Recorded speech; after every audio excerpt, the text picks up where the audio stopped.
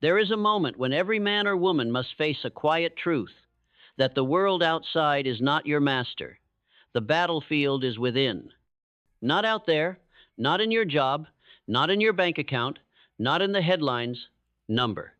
It begins in the mirror. It begins the moment you understand that the war for your future is won by discipline. Discipline is not loud. It doesn't beg for attention. It doesn't boast. It whispers at 5 a.m. when the alarm rings and your body aches. It stands quietly in the corner when temptation screams for you to break your word. Discipline does not flinch. It does not fold. It does not ask for applause. It simply shows up. You don't need more motivation. You need command of your habits, of your time, of your mind. The world will try to sell you freedom through comfort, but it is discipline and discipline alone that unlocks true freedom, because without it, you are a slave to distraction, to weakness, to impulse. But when you control yourself, you control your destiny. Think of the greatest architects of history: Carnegie, Edison, Roosevelt, Mandela. They did not rise through ease. They rose through order. They rose through structured suffering. They rose through a higher allegiance to their vision than to their mood. Discipline is not the enemy of passion. It is its protector. It guards your potential from being wasted in fleeting pleasures and cheap victories. It builds the fortress within so that storms outside don't break you. But the undisciplined mind is a playground for chaos. Without control, brilliance is scattered, talent becomes tragedy, and potential dies quietly in the shadow of procrastination. You cannot climb if you're chained to comfort. You cannot lead if you follow every impulse. You cannot create legacy if you can't keep promises to yourself. And that's what discipline is: self-respect in action, the highest form of loyalty, not to others, but to your own calling. It is the contract between who you are and who you could be. The undisciplined wait for inspiration. The disciplined become it. The masses wait for conditions to be right. The disciplined act as if they are already ready. And when the world says, "Take it easy," the disciplined say, "That's not why I'm here," because they know the truth. Ease is the enemy of excellence. Discipline is the bridge between your dreams and your results. You want peace? Discipline your emotions. You want respect? Discipline your word. You want success? Discipline your focus. Discipline is the seed, the soil, and the sun of all greatness. Nothing grows without it. Not character, not courage, not clarity, not freedom. Look around. Everything in nature operates under discipline. The tides, the stars, the seasons, all held in check by invisible laws. And the human being, the most powerful force in creation, is no different. You are either guided by law or ruled by chaos.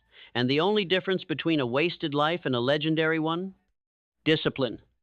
You will be tempted to stray, to relax your standards, to delay the start, to excuse the inconsistency. That's when you must remember, every time you break your discipline, you borrow from your future. And every time you honor it, you invest in it. Discipline compounds.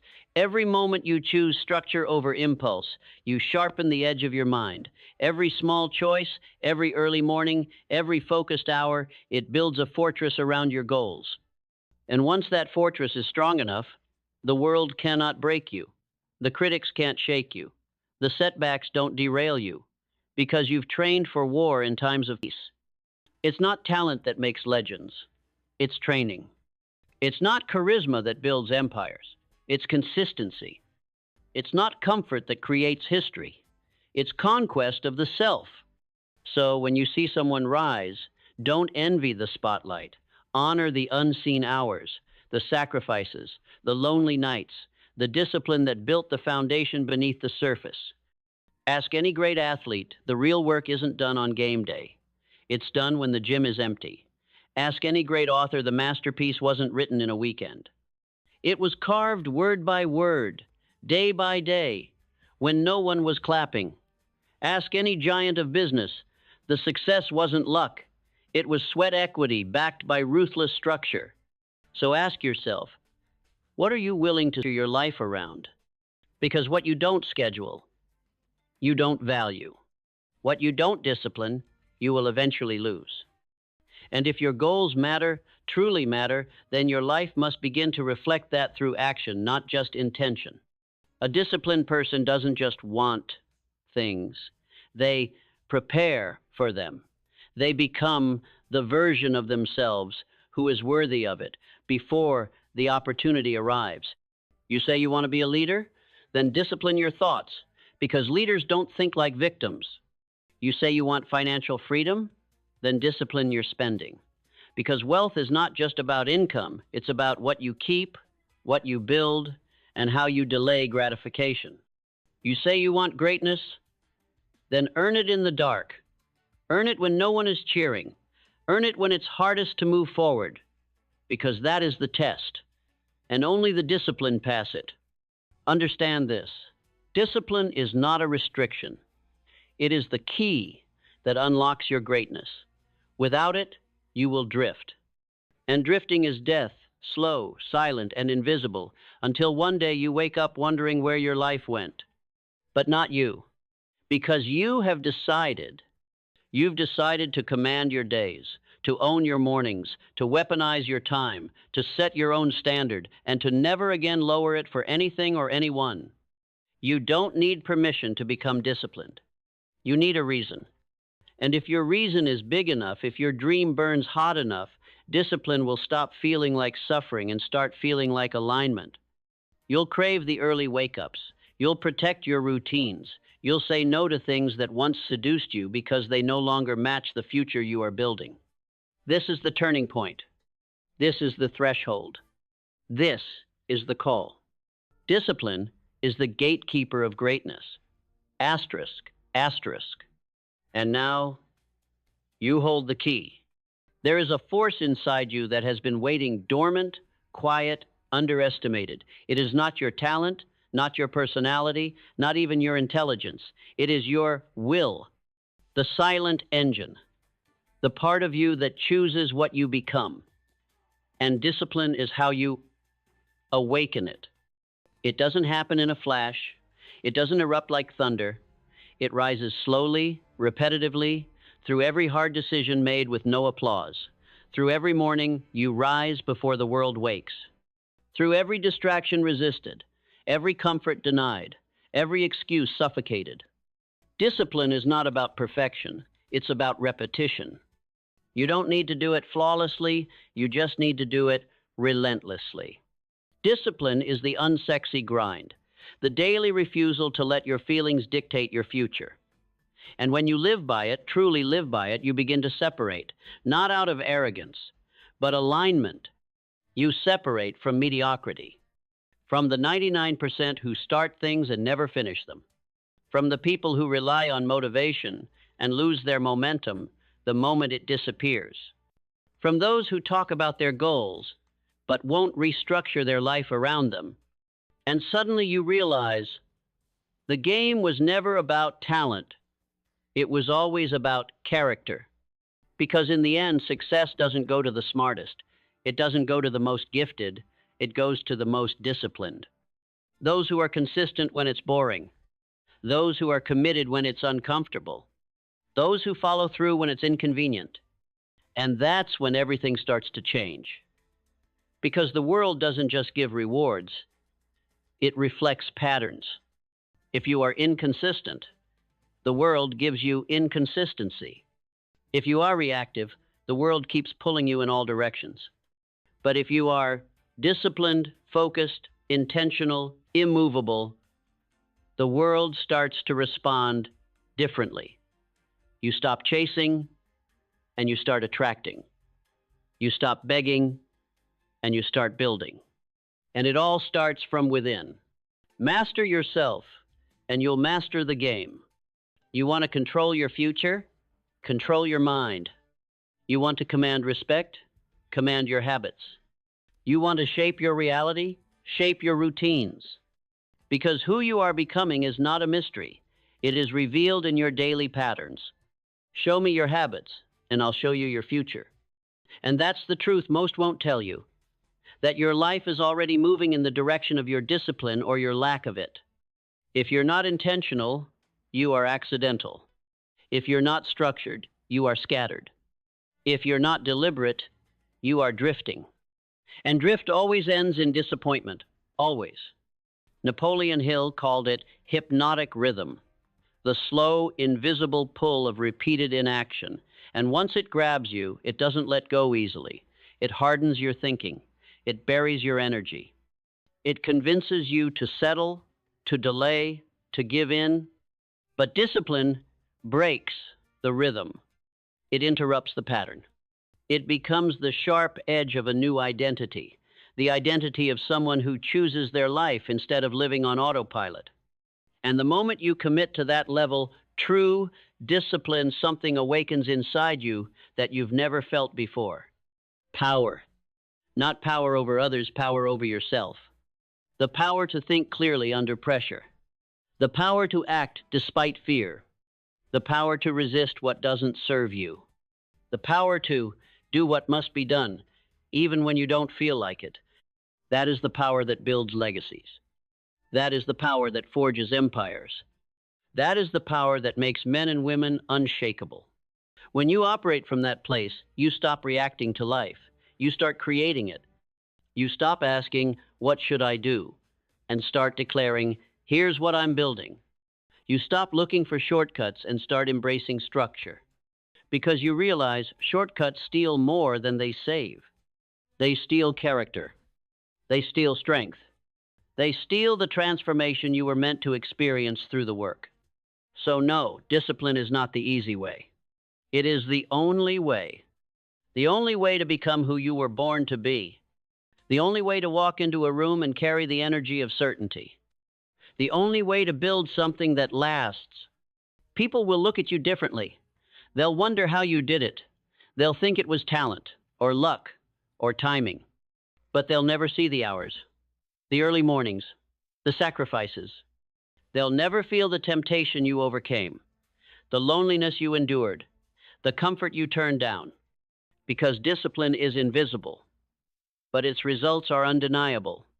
It shows up in how you move, how you speak, how you respond when things go wrong.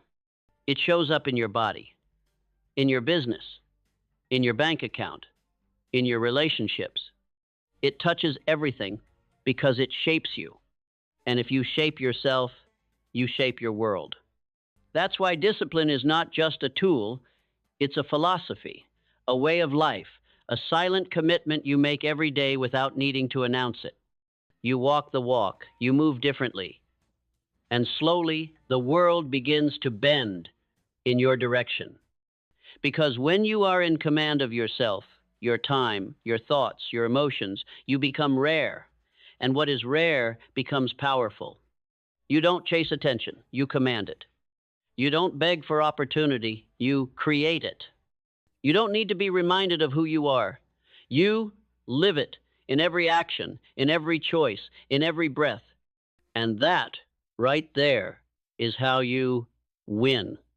The world rewards the relentless, not those who dabble, not those who dip their toes in greatness and retreat when it gets uncomfortable. The ones who rise, the ones who stay risen, are the ones who do not compromise with their standards. Discipline is the line you draw, the sacred line. And when you draw it, you say to the world, "This is who I am now, underscore."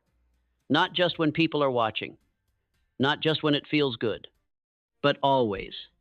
You begin to speak a new language, a language of decisiveness, a language of silence over excuses, action over intention. You stop needing to prove anything, because your life, your rhythm, your presence, your results becomes the proof. You don't run from resistance. You train with it. You don't avoid discomfort. You use it to sharpen. You don't wish for growth. You structure your days to demand it. And when your discipline is that deep, that rooted, you don't fear failure anymore, because failure is no longer a verdict. It's just feedback. It's just weight on the bar. And you've been lifting for a while now. So you keep rising. You rise when it's dark. You rise when it's quiet. You rise when no one believes in you yet, because you've learned belief begins as a whisper, not a crowd. And belief, real belief, is birthed from consistency. It's built one rep at a time, one disciplined decision stacked on top of another, until suddenly you are someone else entirely. No announcement, no grand ceremony, just a quiet, unshakable transformation. And that's the secret. That's the magic the world can't understand. Discipline doesn't change what you do first.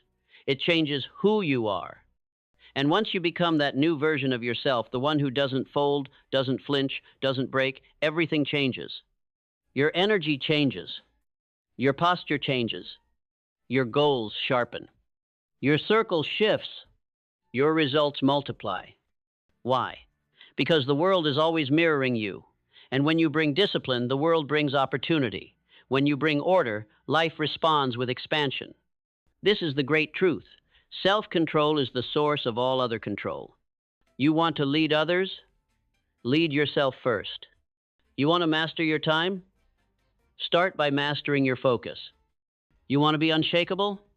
Train your inner world like a fortress. Discipline is not a switch you flip. It is a fire you feed. It must be stoked.